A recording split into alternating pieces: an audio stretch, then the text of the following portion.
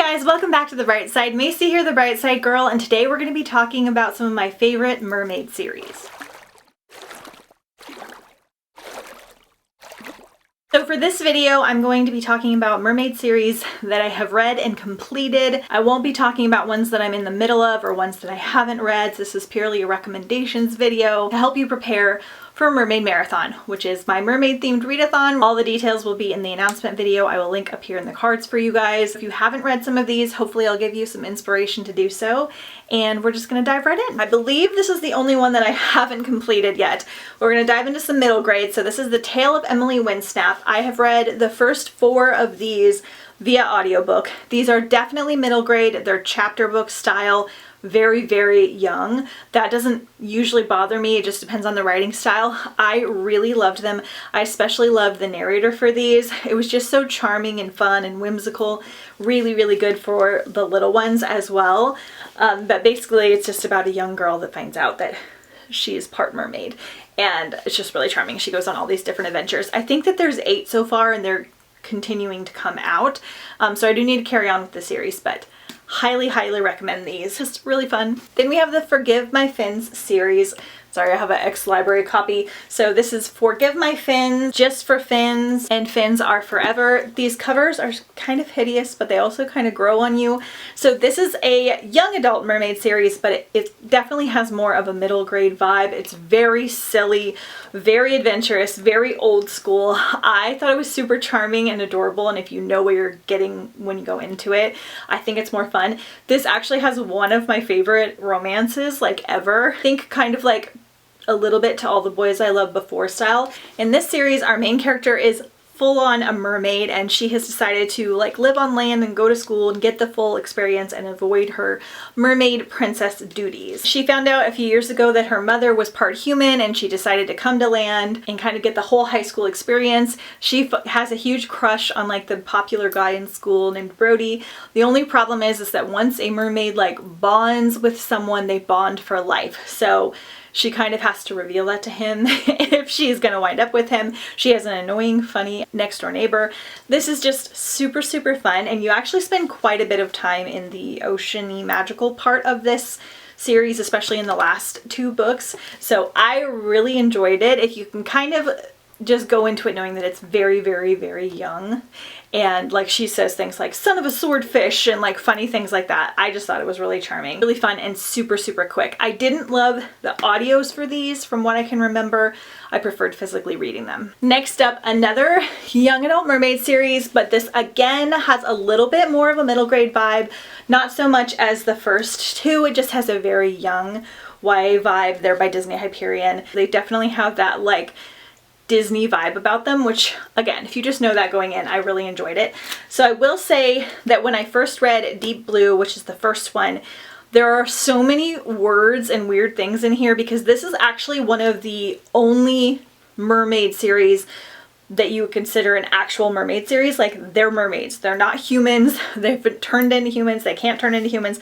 So you're spending your entire time in this aquatic world, which is very rare, and I think this is the only series that does that. So because of that, they have their own language and all these things, and there's actually a glossary in the back of all the weird words and things they use, so it could take a while to kind of get used to it, but hang in there because it is so much fun. We have Deep Blue, Rogue Wave, Dark Tide, and Sea Spell. Again, I physically read these. I remember not feeling like I was gonna love the audio. Like, it definitely had like a younger style narrator.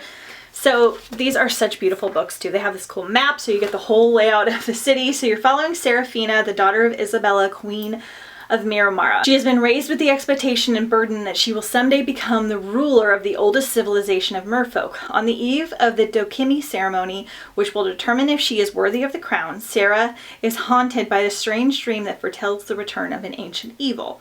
But her nightmare is forgotten the next day as she diligently practices her song spell, eagerly anticipating a reunion with her best friend, Neela, and anxiously worries about Ada, the crown prince of Matali, and whether his feelings towards her and their future betrothal have changed. Most of all, she worries about not living up to her mother's hopes.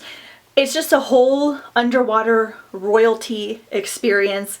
This is probably the most well-known popular mermaid series out there, but I still really recommend it. The books are just so fun and so pretty.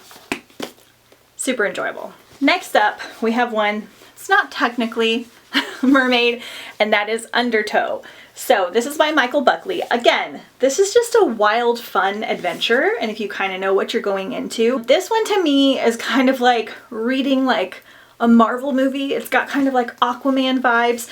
So we have Undertow, Raging Sea, and Heart of the Storm. So in these we have kind of like a post-apocalyptic, almost dystopian styleness to them. We're on Coney Island, and basically the arrival of these alpha water creatures come to land, and it quickly turns into like paranoia and chaos as this whole new species of being just is now present in the world. So they turn Coney Island into kind of like this military zone, and basically the son of the main alpha of this clan and all of the like water clan creatures are integrated into the high school, and our main character is forced to kind of like show this like crown water prince around and kind of babysit him. She is feisty and intense and really funny. So there's not really mermaids, they're like a water species. But I so enjoyed this. It's just really fun, really fast-paced, really action-packed. And the last book took twists and turns I was not expecting at all. I really am due for a reread because I just so fondly remember this. So different than any of the other mermaid things, and just go in knowing that it's just a wild, fun adventure. If you're looking for something different, highly, highly recommend. Okay, next up we're going to talk about the Wake Quartet.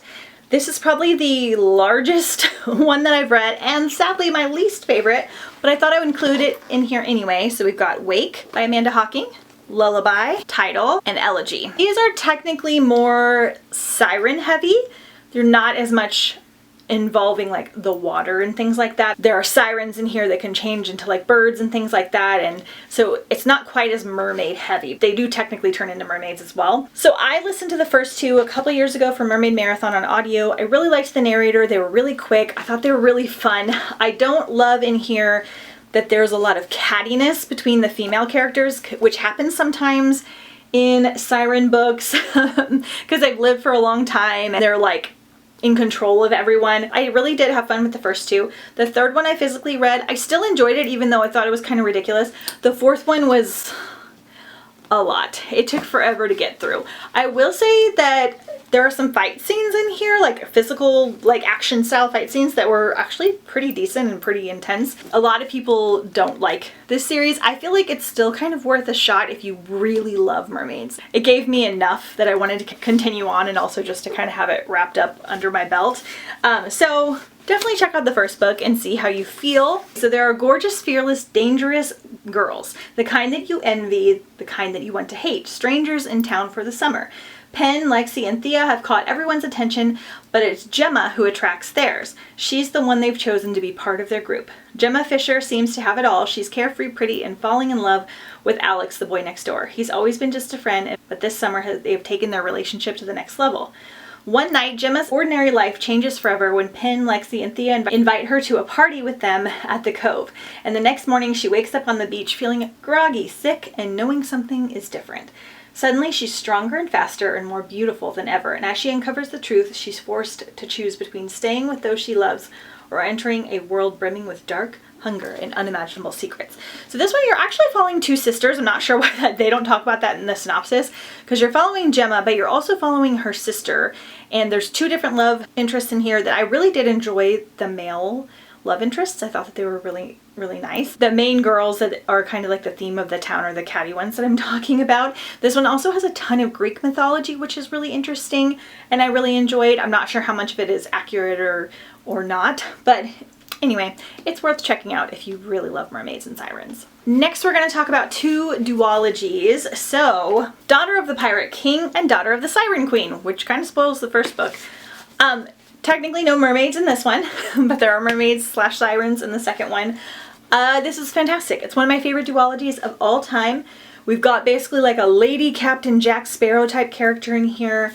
It's so fun. Again, one of my favorite romances ever. We get this cool pirate ship on the end page. Really loved Trisha Levenseller's writing and need to read more from her. So sent on a mission to retrieve an ancient hidden map, the key to a legendary treasure trove, 17-year-old pirate captain Aloza deliberately allows herself to be captured by her enemies, giving her the perfect opportunity to search their ship. And she's basically just a feisty pirate captain with a mission, and then there's just romance involved. Really, really good. And then this one you get some Siren-y goodness that is also really fabulous. Highly recommend. Next up we have Sea Witch by Sarah Henning. So this is a backstory on Ursula from The Little Mermaid and how she came to be. So again, this first book, not super heavy on the mermaid oceanness. Actually, I'm not even sure if there's fully mermaids in here or not, because you're following the life of Ursula as she's like a human on land, and then kind of what leads to that. But there is a lot of like ocean lore and things like that in here, and a mysterious stranger. There's some good romance in here as well. The audio for this one is particularly fantastic. The narrator's incredible. You just kind of have to know what you're going in for because it's a little bit of a slow burn. So ever since her best friend Anna drowned, Evie has been an outcast in her small fishing town, hiding her talents and mourning her loss, drowning in her guilt. And a girl with uncanny resemblance to Anna appears offshore, and though the girl denies it, Evie is convinced that her best friend has survived, that her own magic wasn't so powerless after all. And as the two girls catch the eyes and hearts of two charming princes, Evie believes that she might finally have a chance to meet her own happy ever after. Lots of mystery and goodness. And then this second one picks up right where the first one left off. This one's where you're going to get more of your mermaids. This is more of a true Little Mermaid retelling. This one is far better. I enjoyed it more. It was almost a 5-star. This is closer to like a 3.5. But I still really enjoyed it, and I thought it was really fun. It just wasn't quite as good as this one. But again, highly recommend both. Then we have the Of Poseidon trilogy, which I desperately need to reread because I don't remember a ton about it. Other than that, I did enjoy it, and it's one of the more popular ones. So Of Poseidon, of Triton, and of Neptune. So Galen is the prince of the Sirena, sent to land to find a girl he's heard can communicate with the fish. Emma is on vacation at the beach when she runs into Galen, literally, and both teens sense a connection, but it will take several encounters, including a deadly one with a shark, for Galen to be convinced of Emma's gifts. Now, if he can only convince Emma that she holds the key to his kingdom. So you're following like a mer prince in here. This one has a lot about the underwater ocean mermaidy lore as well, which I really enjoyed. I can't give you too much about it because I don't remember much other than I did really like it, but it's been like 6 or 7 years. So I'm definitely due for a reread, and I physically read these, so I'm not sure how the audio is or not, but this is a very popular one and well beloved in the mermaid community. Then we have one I just finished this year, Siren by Trisha Rayburn, Undercurrent, and Dark Water. The last two are a little bit harder to find. So this one, the cover doesn't match, which is really sad. The paperbacks do, but not the hardback. So Vacationing in Winter Harbor, Maine is the tradition for Vanessa and Justine Sands, and that means spending time with the Carmichael boys. This summer, Vanessa is determined to channel some of her oldest sister's boldness, get over her fear over the ocean, and maybe turn her friendship with Simon into something much more. But when Justine goes cliff diving after a big family argument and her body washes ashore the next day, Vanessa is sure that it was more than an accident. So basically we've got like kind of a murder mystery in here. Again, not as heavy on mermaids, but there's like sirens and witches and mystery and all the oceany vibes because they're in this coastal town, and it's really, really good. I really loved this first book. I super enjoyed the second one, which has some fall vibes as well because it's set around Halloween. The third one I felt was kind of long and drawn out and unnecessary, but glad I read the trilogy as a whole, and I still highly recommend it. Then we have the Lies Beneath trilogy. I actually unhauled this like a couple years ago. I read the first book via audiobook. I think it's on Scribd. I enjoyed it. It's following a male merman, which is kind of unique, and they hang out like in lakes more, and that's kind of cool. So it's him and his sisters, and I think they're trying to like avenge their mother's death or something like that. It's a little bit slower than I was wanting, and again, we've got a little bit of that cattiness in here, and it's a little bit drawn out. I remember I did like the first one. The second one took a long time for me to get through, and then I DNF'd the third one, but I feel like I kind of want to reread it because I might have just been over reading mermaid books, and I kind of like to complete them, so I have them on my shelf. I definitely recommend checking it out if you really like mermaids because you're going to get all of those vibes that you want. And I do remember the endings for the first two are really good. They're like excellent cliffhangers as well. And then lastly, and probably I want to say maybe my favorite mermaid series, is the Lost Voices trilogy. So we have Lost Voices, Waking Storms, and The Twice Lost. These covers are so incredible. I honestly think that I have reread Lost Voices more than any other book, even though it's not like my favorite book ever. I just like all of the vibes I like those oceany mermaidy vibes. This one's super unique. It's very dark, different from the other ones. We do have some of that cattiness in here again, which is like a theme in YA mermaid books that I don't love. But for some reason, this one, it didn't bother me as much. So Luce is one of those girls, and after her father vanishes in a storm at the sea, she's stuck in a grim gray Alaskan fishing village with her alcoholic uncle. When her uncle crosses an unspeakable line, Luce reaches the depths of despair. Abandoned on the cliffs near her home, she expects to die when she tumbles into an icy churning wave below.